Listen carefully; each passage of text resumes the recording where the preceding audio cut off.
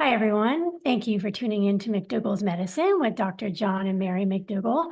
I'm their daughter and your host, and tonight we're going to get to general questions, but first, Dr. McDougall is going to start talking about, I think, B12 tonight. Hi, Mom and Dad, Dr. McDougall and Mary. Great to see you. How are you? Hi, we're good. Yeah, we had a pretty good week. good. Did you enjoy the swine flu viruses in your milk today? Luckily, I don't drink any of that kind of milk, so I'm okay. If you remember our meeting we had, I think 2 or 3 weeks ago, I talked to you about bovine leukemia viruses. And I explained how these leukemia viruses were passed from cow to cow to cow and by farming practices. I also explained to you, Oh, it's done now. I also explained to you that that what they would do is they stopped the practice of feeding dead cows to live cows. So it wasn't a matter of transferring, well, probably they transferred viruses that way too. But what they would do with the dead cows is they would grind them up and feed them to the chickens and pigs, and that way they. Remember one of the late night hosts that we watched at night? I can't remember whether it was Jimmy Kimmel or Stephen Colbert. One of them said something about that they feed the chicken feed the chicken poop, they put it back into the cow feed. It was in one. I remember hearing We talked that. about that. Well, we talked about it 3 weeks ago, so you're up to date. We talked about how, these viruses are spread. Well, this case, we were talking about mad cow disease, and, bovine leukemia virus fits into the same category, just like, the avian flu virus. These are viruses. The mad cow is a different organism. It's called a prion. But it's the farming practices that establish this. In this case, they were taking dying and dead cows, and originally back before the 1986, they were feeding them to live cows, and they stopped that practice in about 1987. And then they fed the dead and dying cows to chicken and pigs. So, I mean, all kinds of crazy things go on in these farm lots. And now we have a problem with avian flu, bird flu. They call it bird flu, avian flu. A problem with that spread into your milk and your cheese and your yogurt and so on. Well, what would you expect by the way that they take care of their animals? But regardless, anyways, the thing that you need to know is they brought up a couple of things that I want to reestablish for you. One is they talked about how pasteurization kills all the viruses. You don't have to worry about them in your milk supply. We pasteurize them, they heat them to a certain number of degrees for a certain length of time, and it's supposed to kill the viruses. Well, I can only find 23 cow. Let's see, how did they do it? Where they fed cows to sheep, cow's milk to sheep. I can only find 23 pairs. These are individual cow sheep, like that's a one unit. They had 23 experiments done where they fed cow's milk to sheep, and they found out that they got infected when they fed them raw cow's milk, but didn't when they pasteurized the milk. But that's on 23 cow sheep pairs. That's it. I mean, I don't know what they did for testing on to make sure that the milk is safe when it comes to infection with avian. Blend all the milk together. Right, but then after that, after they take it out of the vat, they're supposed to pasteurize it before you get it in the bottles. Oh, okay. And the other thing, there's a whole article here on how it's on USA Today. Bird flu outbreak doesn't deter raw milk sellers. So there are a lot of people out there drinking unpasteurized. Right here, federal health officials warn against it. Yeah. Well, I just want to know that you enjoyed your viruses today. And these things make people sick too. They're not just confined to animals. Anyway, this week we have, because of the topic matter, I am going to talk to you a little bit about B12 in the next couple of minutes. We decided that you might enjoy a book that Mary and I wrote very early in the 80s. Started it in the 70s, about 1978. And it became our first national best-selling book. We were, we made the New York Times best-selling list with the McDougall plan. We were on Larry King Live twice, in fact, played as the best of Larry King. And I have to say, the only thing that I need to slightly correct in that book, which I published was it 44 years ago, about 40 years 40 ago. years ago. The only thing I have to correct is the issues on B12. I made some slight errors, and I hope I remember to point out the errors for you, so that when you read the book, you'll say, oh, Dr. McDougall has more to say about B12. But anyway, you can get that book free. Just go to our website and you go to our store, and when you go to checkout, you'll find the McDougall plan. This week is for free. And Heather says, well, next week or sometime this month, it's going to be Women's Month, so we have to give away the women's book. So stay tuned. And of course, this is Cinco de Mayo, which always used to be one of my favorite holidays. And been a big celebration day, Cinco de Mayo 2024. Well, let's see if we can talk a little bit about B12. And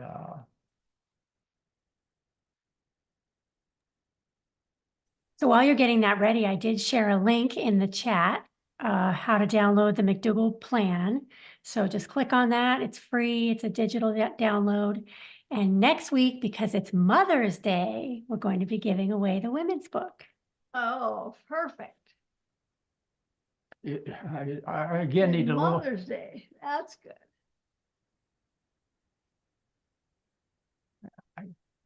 All right, we're getting close, Heather. All right, there we are, close enough. B12. Great. B12, we're going to talk about, this was the last vitamin discovered, was B12. And the reason was it was so rare that people developed B12 deficiency. B12 is a vitamin. Why is it called a vitamin? Because you have to get it outside of the body. It's vital that you get it. This is a vital nutrient. You can't make it yourself. And so it was the last discovered vitamin, and it's a component of pretty much all your cells. It involves metabolism all over the entire body. If you don't have enough B12, you develop an anemia called megaloblastic anemia, which are very large blood cells, and it's very well tolerated. The normal hemoglobin is, say, 12 to 14, and you can tolerate hemoglobin levels down to 5 if it's due to megaloblastic, because the cells are so big. The other thing that is noticed in B12 deficiency is numbness and tingling in the hands and feet. Both these conditions are easily reversible. The anemia and the onset of the neurologic issues are easily reversible, but the concern is there may be more severe and irreversible developments that occur if you have prolonged B12 deficiency. And so it's important to talk about. The other thing I want to mention to you is there is no other criticism that can be made successfully against the McDougall diet. You can't say the McDougall diet's protein deficient, amino acid deficient, any other of the vitamins deficient, calcium deficient, any mineral deficiency, nothing. A starch-based diet with the addition of fruits and vegetables. So you've got to find something for the unconverted. The Bastion's last stand. Okay, everything else, we're going to criticize McDougall for B12 deficiency. You might develop B12 deficiency. Well, let's put this in perspective. And I'll tell you right now what the error is in the McDougall plan book, is I recommended some supplements that I wouldn't recommend today. And these would be like algae, because it has analogs of B12 that are non-functional and actually may make the B12 problem worse. The only thing that's really different is I asked you to take a B12 supplement. And we'll talk about that towards the end of this presentation. All right, so B12 deficiency was discovered after we started taking out stuff. Well, no, it was discovered even before that. People got autoimmune diseases called pernicious anemia, but it really became well known when people started taking out parts of stomachs of patients who had ulcers. And the reason it developed is because there's a substance in the stomach that's produced. It's called intrinsic factor because it's produced in the stomach that combines with extrinsic factor, which is the B12 that you get from the outside. So vitamin B12 combines with intrinsic factor in the stomach and causes an active form of absorption. So you just need tiny amounts of B12 to correct the issues. All right. So we started cutting stomachs out, and a lot of people. I can't believe They did that in 1824. Well, they discovered megaloblastic anemia back then. They were taking stomach cells? No, not until Oh, about okay. the 1920s. But Okay. it became very popular. I mean, it was first described in 1824 All right. due to pernicious anemia. Or yes, pernicious. Pernicious, by the way, means deadly. So this is a deadly form of disease. If you got no B12 at all, if we're in an experimental situation where this could somehow keep you away from all forms of B12, it would take you 3 to 6 years to run out of your B12, even if you lost your stomach and had to rely on passive absorption. But most people, because B12 is very efficiently metabolized, the B12 is recirculated through the body, and it persists, so that it would really take about 20 to 30 years to develop B12 deficiency, even if you were on a strictly B12 deficient diet. The point being, you have a lot of time to figure out where to get your B12. And, I certainly want you to pay attention to this, because I don't want any criticism about the McDougall diet. It doesn't deserve any. Helps so many people. A guy named William Bosworth Castle. He's one of the fathers of experimental hematology. He took his pernicious anemia patients and he tried to correct the problem by feeding them just meat. Okay, now remember, these are people who have a deadly anemia, so he had to do something. He fed one group of patients just meat, which contained extrinsic factor. In other words, it had the B12. And then what he did is he took another group of people and he fed them not only the extrinsic factor, in other words, the meat, but he fed them the stomach contents of healthy people. The stomach contents contained the intrinsic factor. And so he cured B12 deficiency back in 1925. How's that for being? With the gastric juice. You had to have both the source of B12 Okay. and the gastric juice, which contain an intrinsic factor. But then you have an absorption that is so efficient, it will last you 20 to 30 years. And without that intrinsic factor, it still takes 2, 3, 4, 5 years to run out of B12. So again, the point being, you've got some time to think about it. But that brings into context how you get B12 deficiency. It's not from, they're commonly not from a B12 deficient diet, if there are such things. But it's when people have damage to their stomach and can't have the intrinsic factor helping out. All right, B12 is from bacteria. And when you eat ruminants, these are animals that have 4 different stomachs. And they're actually fermentation bats, these stomachs are, that contain loads of bacteria. These animals, the ruminants, the cows, goats, sheep, giraffes, etc., they make a lot of B12. And so they store a lot of B12 in their tissues. Okay? So that's how the B12 gets into all animals, because B12 is not made by any animal. It's made by bacteria, and bacteria only are reliable sources.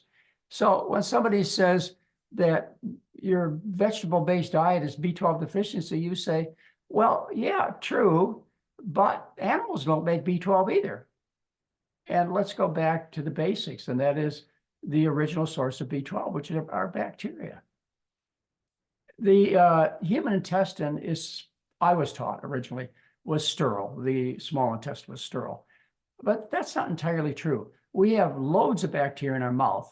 As a matter of fact, when I went through my first microbiology class, the instructor told me to take and swab my mouth on a petri dish. And we looked at it 2 or 3 days later, and she pointed out, she said, this is the dirtiest place on the human body, where there are just loads of B12 making bacteria.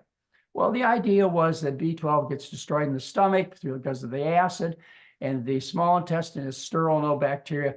So, the next time you run into bacteria is with the large intestine. And there's no reflux from the large intestine to the small intestine, where it's absorbed. The B12 is absorbed in the small intestine. So anyway, it's not true. There is B12 in the small intestine that produces, and I'm trying to give you other reasons why B12 is so uncommon. And this myth is so persistent. I really like that picture. It's very accurate. I mean, it really looks nice. Well, this is the man that started all the worry, and that is he confirmed the germ theory, and that's Louis Pasteur. Now, the thing to point out about Louis Pasteur's work is that he knew there were good bacteria, bad bacteria. Not only did he know that, he knew that healthy tissues did not support unhealthy bacteria. So I mean, he told us way back when he was doing his experiments in the late 1800s, he told us, look, even though these bacteria are dangerous, as long as they are dealing with healthy people, it's not going to be a problem. You've got to have a setup so these bacteria can grow, and that's unhealthy people. The cases of B12 deficiency are rare to non-existent. In my review of, say, the past 45, maybe 50 years, I've looked for cases of B12 deficiency. I could come up with maybe half a dozen. Now remember, this is tingling of the hands and feet, and an anemia that's well tolerated. It's easily reversible. You know, I could find maybe 10 cases. You go look for me. But I want to talk to you about one particular case, and this was published in the New England Journal in March of 2000. It hit the front page of newspapers around the world, and that is blindness and strict vegan. Now, again, good news about your bad habits. This is the meat-eating world trying to defend what they do, and they only have one thing left, which is B12. So they talk about this guy, 33 years old. He'd been a strict vegetarian for 20 years, and he went blind. Yeah, he went blind. But they checked him for various vitamins. They found him to be B12 deficient, but he was also deficient in B1, which is thiamine, which is made by plants. He was deficient in beta-carotene, which is made by plants. C, only made by plants. D, which is a hormone, it's not a vitamin. E, made by plants. He was deficient in all these things. And if you read the letter to the editor that it was published in August, you could see that my colleagues discovered this too. This man had total deficiency, malnutrition in his diet. And yet they gave that as the one and only example that, you know, I can find in the last 30 years of B12 deficiency. Now, there are metabolic changes that take place when you have a lower amount of B12 in your diet, but they're not diseases. You know, they're changes in, you pick up metabolites in the urine, but they're not diseases. And do remember that it was easily reversible. And matter of fact, in this man, everything was reversed except for the visual loss. To avoid any controversy, you know, I'm not the kind of guy that likes controversy. Right. So, you know, but I certainly don't want to be criticized, at least unfairly. And so I included in my recommendations, which started with the book that we're going to give you, the McDougall Plan. Started with that book, my understanding of B12, and my recommendations became clear with that book and afterwards, in all books, all DVDs, you know, multiple presentations I've given. I've told you that if you're going to be on the McDougall diet for more than 3 years, remember, it takes you 20 to 30 years to run out of it. Even if you're missing intrinsic factor, it takes 2 to 5 years to run out of it. So, but if you're going to be on 3 years and you follow my supplementation recommendations, you don't have to worry about it. Or if you're pregnant or nursing, I also recommend a B12 supplement. The dosage, extremely small. I want you to try and remember these numbers. You correct megaloblastic anemia, pernicious anemia, with a dose of 0.3 of a microgram, a third of a microgram. And that's because of the efficiency of recirculation of B12. So anyway, regardless, as I say, I don't want any of you to become deficient in any way or hurt you in any way. I'm sure I'd hit national headlines if you were. You know, McDougall causes tingling in somebody's toes and hands right below, you know, a war in the Mideast starts or something. You know, it's just not necessary because it's so easy to cover this concern. And that's why I recommend B12 supplementation. Now, you're going to run into a problem when you go to the natural food store or your local drugstore, and then that the supplements sold are 500 to 5,000 micrograms. You need a third of a microgram. So why are they putting 500 to 5,000 micrograms in the supplements? It's so they can cover everybody, including those people who lost their intrinsic factor because their stomach is damaged. In that case, you don't have to give them B12 shots, which is commonly recommended. You go to the doctor with B12 deficiency, you're likely to be told you have to have shots. Not necessary. If you give doses of 1,000 to 2,000 micrograms a day, you'll correct pernicious anemia even in people who have lost their stomach, have no intrinsic factor. And that's why you'll run into these doses. And I have to say, up until this time, I found nothing negative about taking B12 supplements. You know, there was a hint a couple of months ago about B12 and lung cancer. This is a confounding factor, and that is that people who smoke cigarettes have a lot of other bad habits. You know, anyway, it was an excess of B12 caused lung cancer. It was a confounding factor. You don't have to worry about it. The other thing you're going to be faced with when you go to look for your B12 supplement is there are all kinds of supplements. There's methyl, adenosine, hydroxy, cyano. What are you going to buy? Well, I don't have that question answered yet because there's only been a couple of papers that have been published on that, and you can read these papers. As always, I gave you the references in the bottom right-hand corner of each and every slide, so you can look it up. Well, because there are two papers that are contradictory as to which is the best supplement, I think a combination is a reasonable thing to do. Very inexpensive supplements. So, you know, one day you take the methyl form, the other day you take the cyano form, et cetera. Oh, you say, I got to take it every day? No, you don't have to take it every day. Can I take it once a week? Well, these doses, 500 to 5,000, sure, you could take it once a week.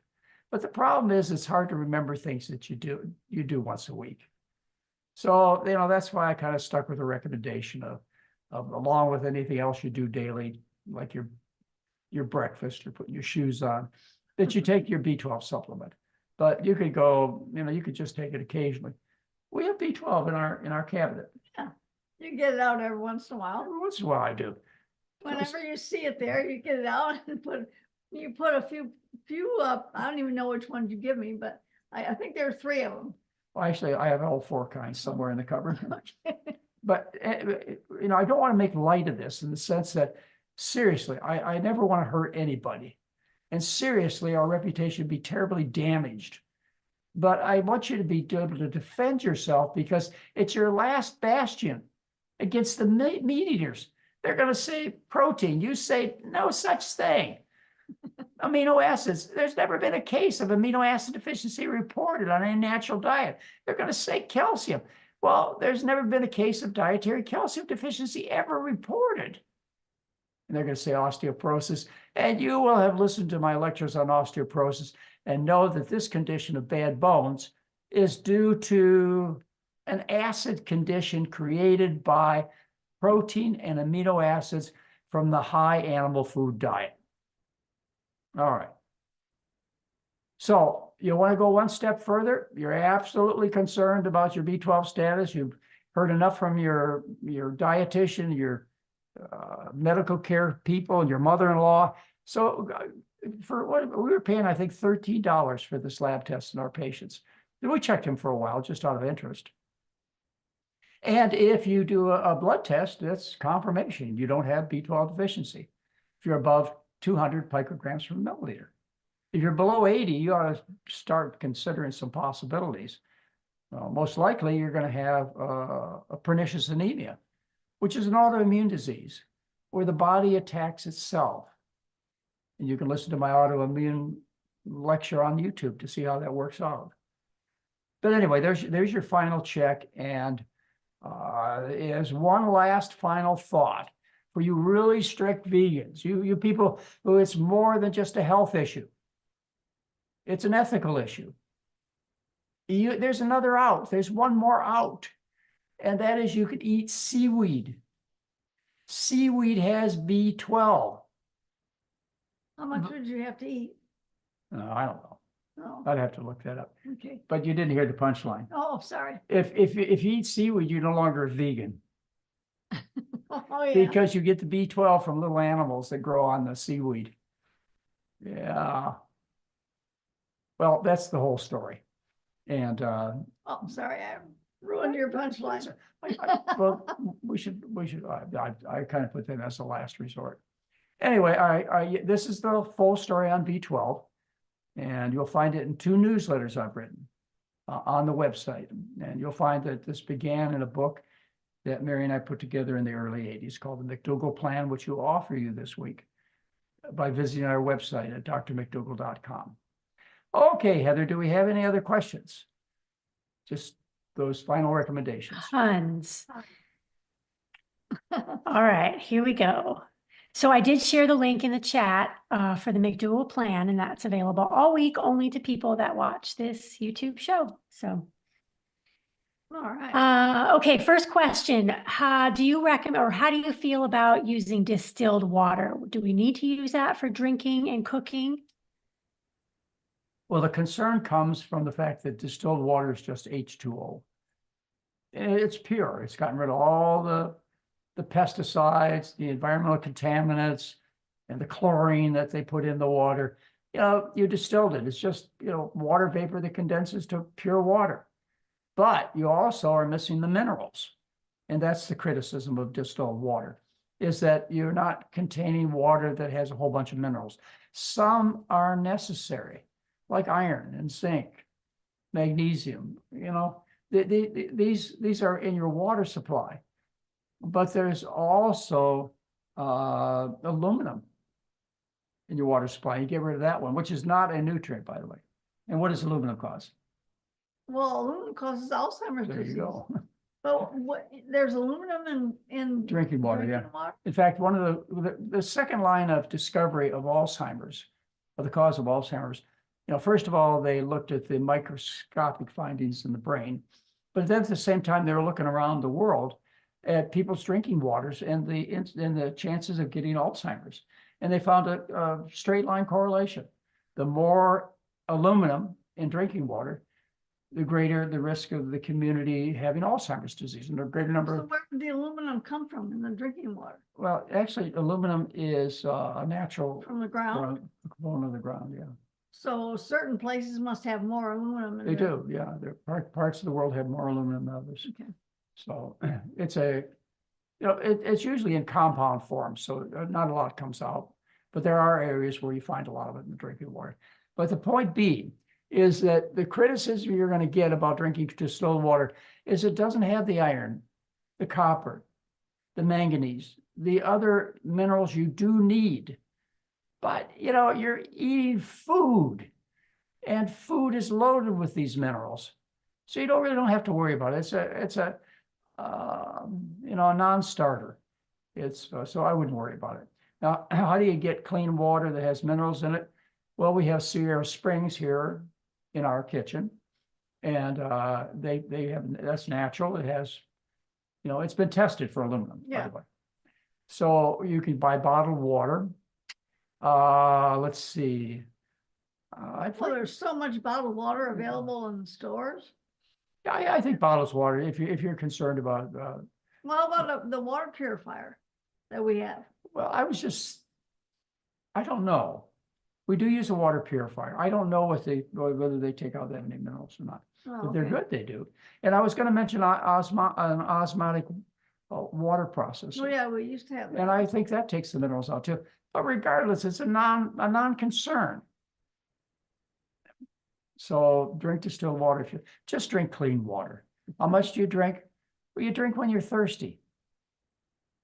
Yeah, the thirst drive's perfect. Just like your breathing drive. You take a breath when you have a need. It's kind of like your hunger drive.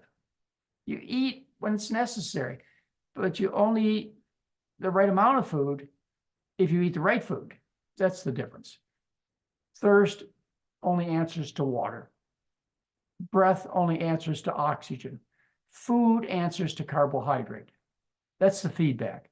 So if you eat enough carbohydrate, which is the McDougall diet is based on, it's a starch-based diet, which is carbohydrate.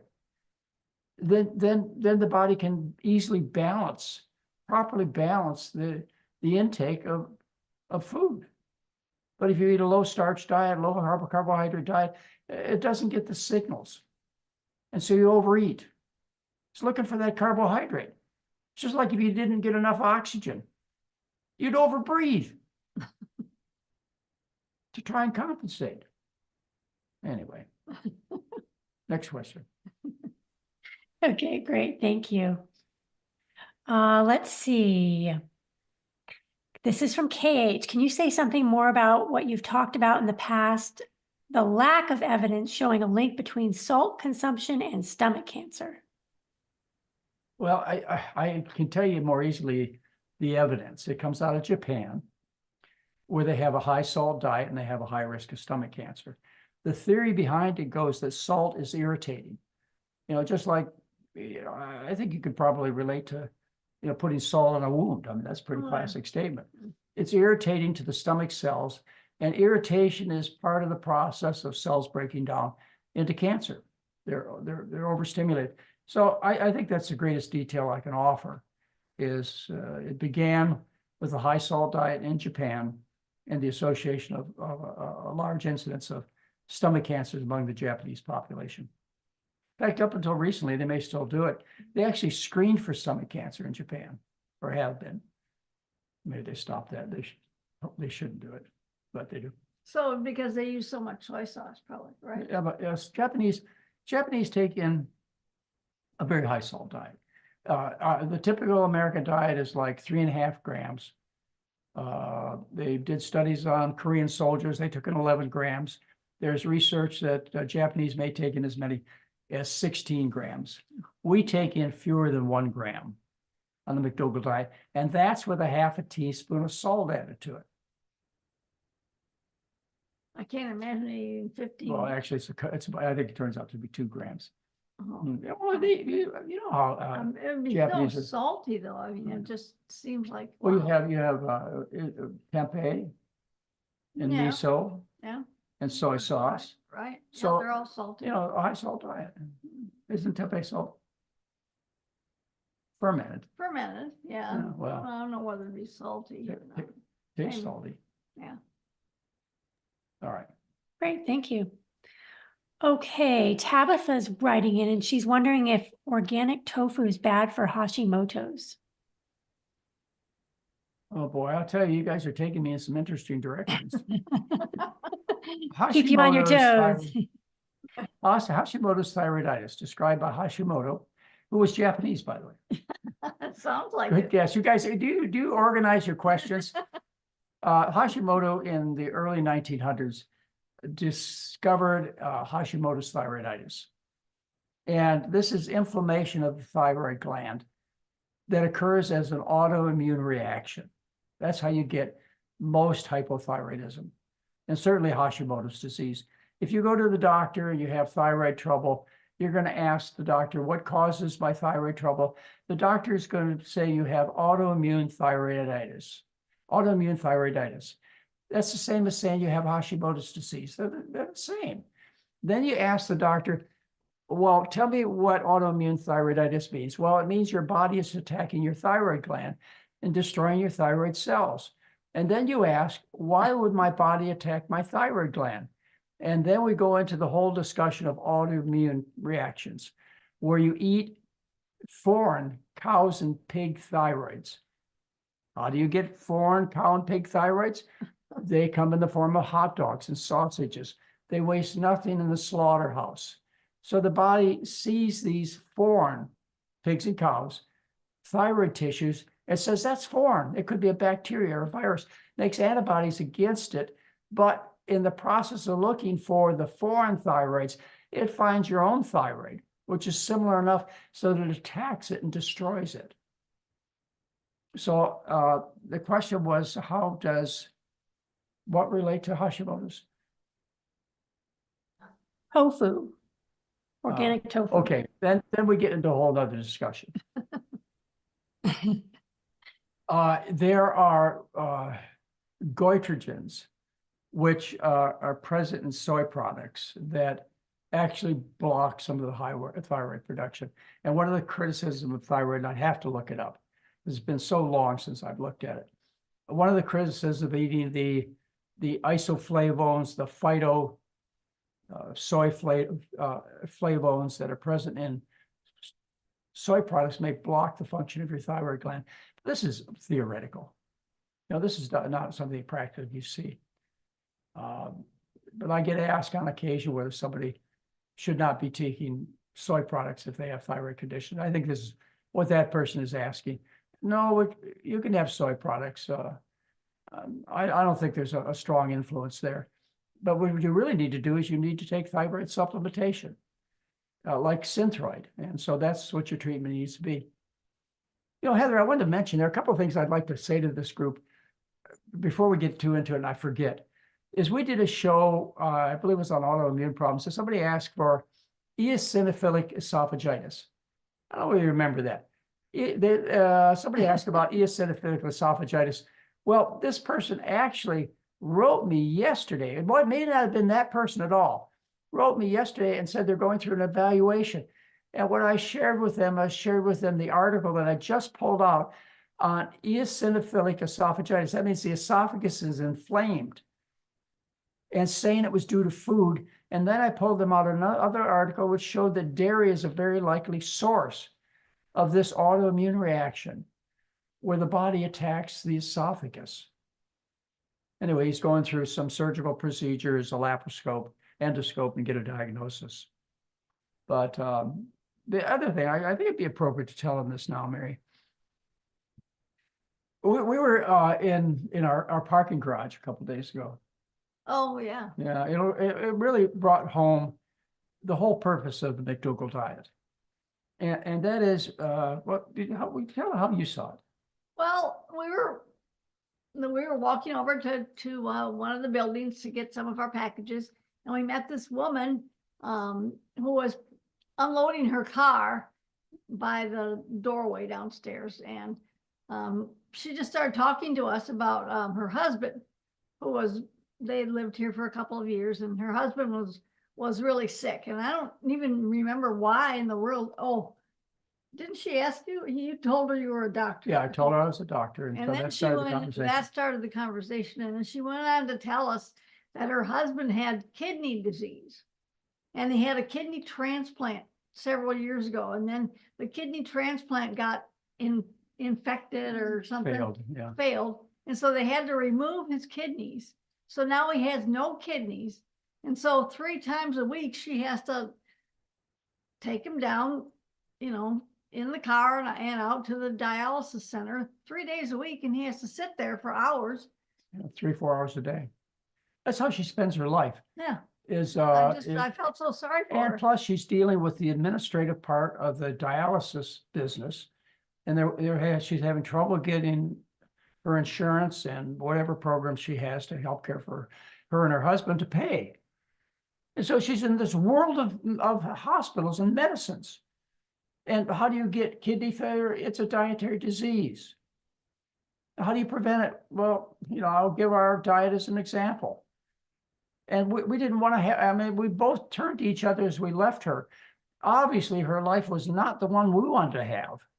Thinking, my God, there were years before when we didn't know it was worthwhile or not to take good care of ourselves. And boy, I tell you, when we see contemporaries, people of our age, and we talk to them about what they're doing, what their health is, and too many of them are spending their lives in hospitals. You don't want to do that. You have an opportunity. Even if you had a whole bunch of problems like we did in the past, particularly me, you can fix this.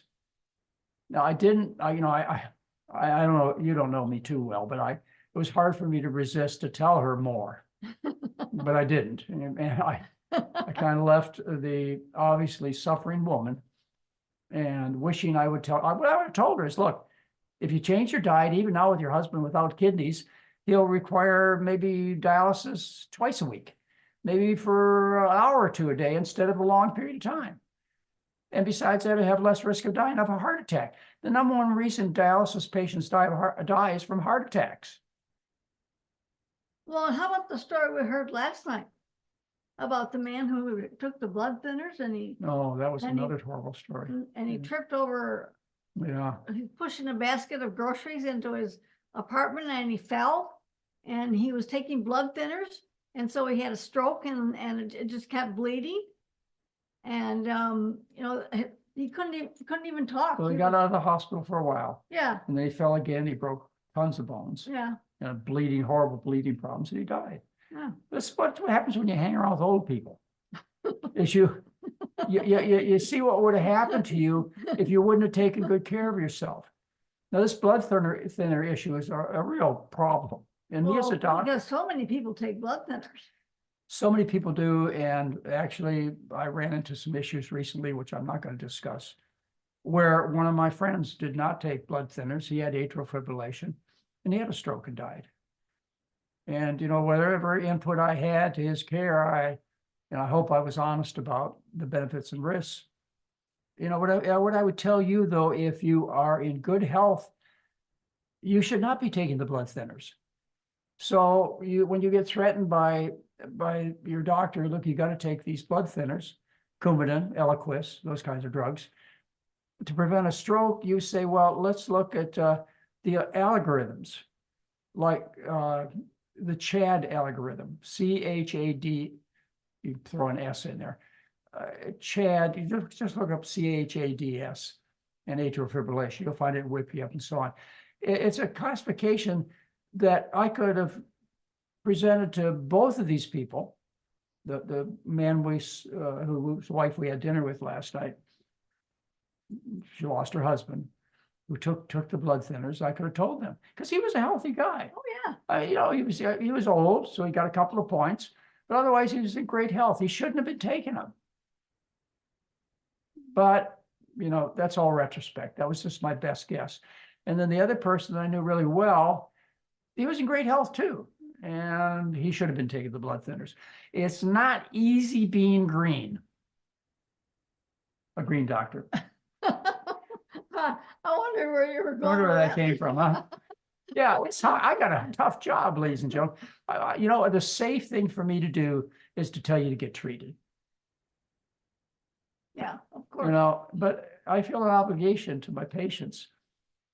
And that's why we tell you when they start this program, start watching these interviews, that we give 5 o'clock Sunday night Pacific time, every Sunday night, 5 o'clock Pacific time, is we tell you in the beginning that we have to put a disclaimer out. You know, this is not medical advice, but it's advice that I think you ought to have. I think you ought to know about these things, like the man with the eosinophilic esophagitis. He wrote me back today and told me how much he appreciated my 2 articles, that he could solve this by changing his diet. And that's how I want to help you. And if you have medical decisions to make, like should you get bypass surgery or not, I want to give you the data. I want to show you that all the research says this. Read it yourself. But, you know, I'm not having the opportunity to be your personal doctor, and I won't and can't unless you join one of our programs. You know, I stopped a long time ago. I stopped, probably 1986. See people in a doctor's office as a regular doctor. I got tired of the 7-minute office visit. And I put up a rule back about 1986 that I'm not going to be your doctor unless you attend one of my programs. And you put some time into it so that my responses to you will be not wasted, they'll be meaningful. And so the only patients we've taken, and will take in the future, are ones that have been through the St. Helena Hospital, which is in the Napa Valley. For 16 years, we ran that program. Or the ones that went to the resort program for 18 years. We did that in Santa Rosa, California. Or those who sign up now. You want to become part of the McDougall practice? You want some personal attention from our whole team? That's the only way you're going to get it. However, if you want to find out, take another step to find out whether the McDougall program is right for you, you call up and we'll have Dr. Lim, our medical director, spend some time with you. And the cost for that is built into the cost of the program. And you decide whether it's worth your trouble and time to go or not. But I'll tell you, very few people fail to come after talking to Dr. Lim. He's a real experience. So anyway, I just need to share that because I didn't want to forget it, Heather. We go back to questions. We had quite a learning week. And Yeah, we did. we changed our diet when we were about about 28 years old. Yeah, about 28, yeah. And I'm 78. I'm not 78. You're Right, 70. I'm 70. I'm 77. She had a No, birthday you're like not. almost. That's right. You're She's 2 years older than me you're a youngster yet. for 14 months. I married a younger woman. Thank goodness I did. Men die quicker. Women are sicker, men die quicker. That was our talk last week. Yeah, that's right. Yeah.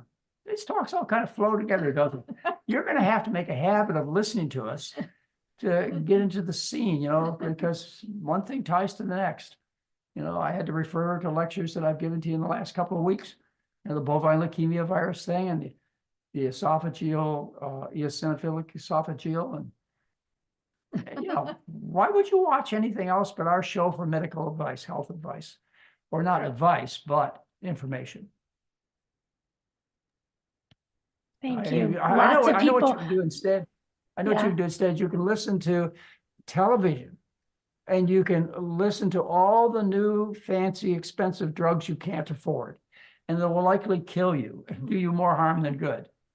Well, those That's things what you can make do. me laugh when I see them. I mean, all the side effects Oh, and my it's goodness. just ridiculous. I just feel so sorry. And of course, they combine the advertisements with the jingle and dancing people. Everybody looks so happy and they're having fun and everything's just perfect after they take these drugs. The goal of these advertisers is to get that jingle. They don't care whether you like the drug or know about the drug. They just want the jingle in your head. So you sit and you sing it to yourself all day long about Ozempic or some other diabetic drug or something. They're really smart. But anyway, you can get your medical advice from them, or you can tune in 5 o'clock every Sunday, Pacific time, and ask your questions, and we'll try and get the answers for you. And by the way, the McDougall program, just as a side note, is free. Okay, it's on the website, 12-day program. You can do it.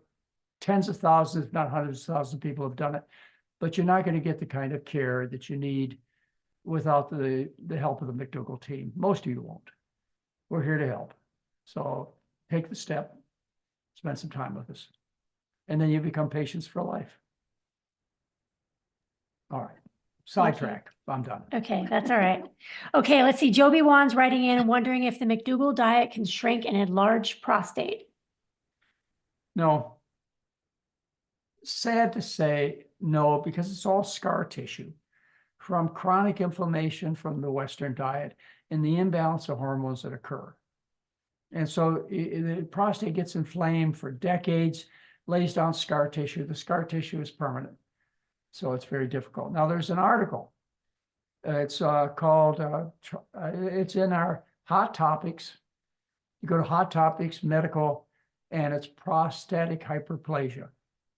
Okay, there's a whole article I wrote on treating prostate problems. The first thing you do is you control your fluids. Highly effective. You stop drinking as much water or other beverages before you go to bed.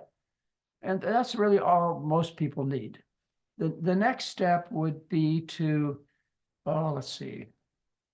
Next step, I guess, would be to take some of the herbal preparations, like saw palmetto. I haven't heard back from people that much that's that helpful. Some other things too. There are some other natural herbal preparations. Yeah, stilbestrol and Yeah. a few other things. And they always throw a little zinc in because zinc's good for the prostate. Anyway, I don't be disappointed, because you should expect to be disappointed by saw palmetto. But if it works, it's cheap, rather innocuous. Give it a try. Then the next step after the herbal preparations are drugs that doctors use. There are two categories I think are worth trying. They're adrenergic blocking agents like Flomax. They got some new ones out too with fewer side effects. That's what the new ones have. This is originally a blood pressure pill, Flomax, adrenergic blocking agents. And they are supposed to decrease the swelling in the prostate. You might give those a try. The next thing is you might try anti-testosterone pills. They're pills that block the activity of testosterone. And when they do it at the prostate level, the idea is, and I think it works sometimes for some people, is it shrinks the prostate. The next thing that article will take you to are minimal surgeries. Now, those have changed a lot since I wrote the article. I wish they offered transurethral microwave thermal therapy, which is something I did a television show on 25 years ago. It's where they used a catheter which had a microwave unit on the tip of it, and they put that up in the area of the prostate, and they turned the microwave on and they shrink the prostate. My dad did that. Yeah, very successfully. Yeah. But these days they're using lasers to try and accomplish minimal surgery. Yeah, there are a whole bunch of different things coming out. Why? Because there's no really great therapy. The bottom line is that if you really want good flow, hopefully everything I told you works out well, because the last step is a TURP, transurethral prostate. Oh, Yeah, you remember those. those are bad. Uh, Oh, they're out there. Is there? Transurethral resection of the prostate. Well, no, they're still doing them. Are they really? Remember my classmate? Yeah. Remember Oh, yeah, Frank? yeah, okay. One of my classmates from medical school. That's the first thing he told me. I hadn't talked to him in 25 years, is that he had just had a TURP done. And I said, well, how are the erections? What? You're not supposed to have erections? Well, you are at your age, Frank. You're my age. And anyway, he had the TURP, and the erections are history. It's a brutal, bloody operation. All I can remember is the catheter with the bag of blood hanging off of the catheter that was stuck in the person's penis after the operation. And they had to lay there for 4 days with this catheter in the bladder. You know, the catheter has a bulb on it, so it pulls against the area where the surgery occurred. So it stops the bleeding. And they laid there in bed for 4 days with this catheter in their bladder, draining into a urinary bag. Don't they have anything better than that yet? They're still using it, Mary. They're still using it. So hopefully you don't have to go to that particular route. That's so old. Well, we're old. We've been I doing know, this. if they've been doing it 50 years. You'd What- think they would have As I, figured out something better in 50 years' well, time. they're the minimal surgeries, and they're the drugs which are not that effective. And Yeah. what's effective is restricting your fluid. That should make a huge difference for most of us. Just restrict the fluid. But you can't be drinking a couple of bottles of water before you go to bed. Anyway, Okay. Thank you. Next question. This is from Patty. She's 66 years old and has osteoporosis. Her doctor wants her to take 1,200 milligrams of calcium daily. She's worried about supplements causing artery blockages, but I know you have an opinion about that calcium too. well, yeah, there's been a long time discussion about taking calcium supplements in heart disease.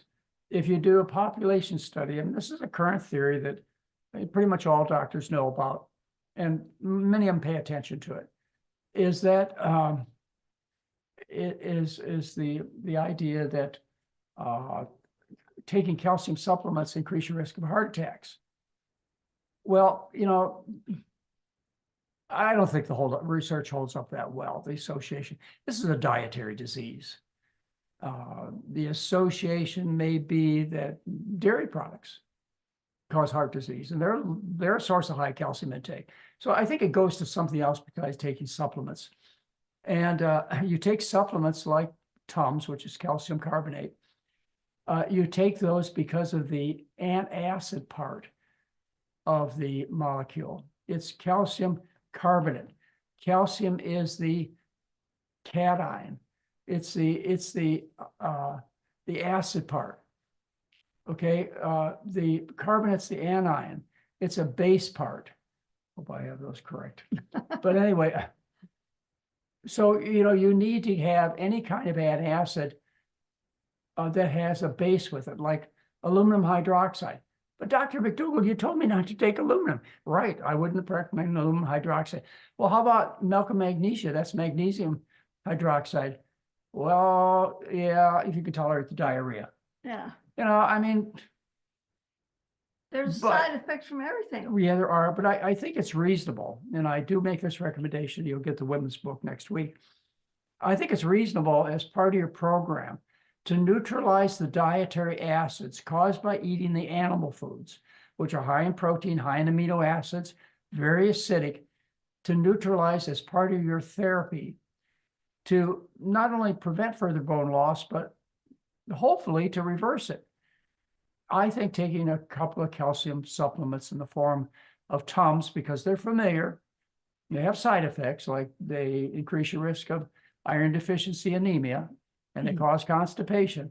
But on the list of negative things that can happen to you, and the most familiar drugs to you, Tums is probably the easiest. Well, don't you also sometimes recommend estrogen? Oh, yeah, that's the other part of the talk, is I recommend estrogen for women with osteoporosis. Yeah, so it's a whole discussion. The women's book talks about that we're gonna We'll talk offer. about that tomorrow, next Next Sunday on Mother's Day. Yeah. It's Mother's Day. Yeah. Oh boy, this is a good reason to give the women's book away. I know, that's what I was thinking. Okay, next question from Brian. He has stage 3 colorectal cancer, no more chemo or radiation, and he's wanting your advice. Well, you're not dead yet. I would fight. I would fight you for your life. And I would do that with a good diet. And if you have any doubt that stage 3 colon cancer can't be stopped, then listen to my cancer lecture, which is on YouTube. I give you an article out of the Journal of American Medical Association of a guy with at least stage 3 colon cancer who lived 28 years. My guess is you don't have 28 years left. So some people can, quote, beat this disease. And my contention when I hear about these people who have what we call spontaneous remissions or who beat cancer, my first thought is you're more likely to have a spontaneous remission if you're healthy than if you're sick. And that's my belief. And my practice has bared that out. We've had a lot of good results in people with, well, Ruth Heydrich is an example. She walked into my office back in 1978, I believe, Yeah. with a stage 4 breast cancer. And I just talked to Ruth last week. So some people get over it. Don't give up. And you want to be as healthy as possible. And that means the starch-based diet with fruits and vegetables. Otherwise, there's nothing else to be offered you. You will at least have a better quality of life, if not a better quantity of life. So I encourage you to do it. Thank you. Beth is writing in. She says, you once said not to take niacin. Her dad's 86 and has been prescribed niacin, but he has a pacemaker, type 2 diabetes, and dementia. So what do you think about that? My guess is her dad was treated by a doctor who's at least as old as I am. Because we used to recommend niacin along with bile acid sequestering agents. Oh, yeah. Okay, glucophage, or not glucophage, No. bile acid sequestering agents. We used to recommend it because those are the only things we had. Cholesterol, thank you, or cholesterol. The only things we had to lower cholesterol. But research has come out and it's been repeated and so on that adding niacin increases the risk of dying. So I don't do that anymore, neither does anybody else. But you might ask, is niacin unpopular because of competition with statins? I bet there's a little bit there. But niacin has always been a tough drug to take because you get horrible flushing and uncomfortable right after you take it. And niacinamide, which is not niacin, doesn't give you the flushing. It's called flush-free niacin, but it doesn't work. So my guess is he'd be better off not on it. He's 85 years old. He's in, I don't know, you got to decide whether you want to make any changes or not. But you can look it up. Look up niacin and strokes. You have an increased risk of strokes and I believe heart attacks by taking niacin. It's standard medicine to not take niacin anymore. Okay, it's All 6 right, well, it's o'clock. getting close Time's to an up. hour. That was great. Yes. Yeah, Wow. I had fun. We're going to be here Sunday night, next Sunday, 5 o'clock Pacific time. And this is an opportunity for your friends and relatives to find out there's another way to do things. There really is a second opinion. In fact, the name of my book, the second part, was McDougall's Medicine, A Challenging Second Opinion. You deserve a second opinion. If you haven't gotten well with the first opinion, you certainly deserve a second opinion, I think. So anyway, maybe you could get some people you really care about to look at their lives a little differently, and we'd like to be the initiating bit of information that helps them on a better journey. I also want to announce that this Wednesday, May 8th, we're going to be live on YouTube at 10 a.m. Pacific doing a talk on gut health. So all about your digestive system, not to be missed. Well, I'll be making announcements about it as well, but That's free. that's Just free. tune into our YouTube channel. And I'll probably announce that again tomorrow when I'm on Chef AJ's show.